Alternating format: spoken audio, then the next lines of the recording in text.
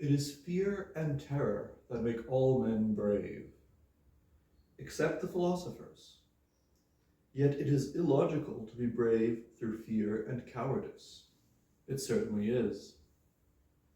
What of the moderate among them? Is their experience not similar? Is it licentiousness of a kind that makes them moderate? We say this is impossible, yet their experience of this simple-minded moderation turns out to be similar. They fear to be deprived of other pleasures, which they desire, so they keep away from some pleasures because they are overcome by others. Now, to be mastered by pleasure is what they call licentiousness.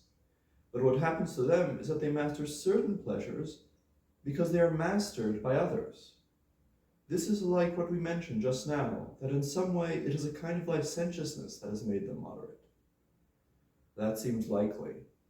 My good Simmias, I fear this is not the right exchange to exchange virtue, to exchange pleasures for pleasures, pains for pains, and fears for fears. The greater for the less, like coins, but that the only valid currency for which all these things should be exchanged is wisdom. With this we have real courage and moderation and justice, and in a word, true virtue. With wisdom, whether pleasures and fears and all such things be present or absent, when these are exchanged for one another in separation from wisdom, such virtue is only an illusory appearance of virtue. It is in fact fit for slaves, without soundness or truth. Whereas in truth, moderation and courage and justice are a purging away of all such things. And wisdom itself is a kind of cleansing or purification. It is likely that those who established the mystic rites for us were not inferior persons, but were speaking in riddles long ago when they said that whoever arrives in the underworld uninitiated and unsanctified will wallow in the mire, whereas he who arrives there purified and initiated will dwell with the gods.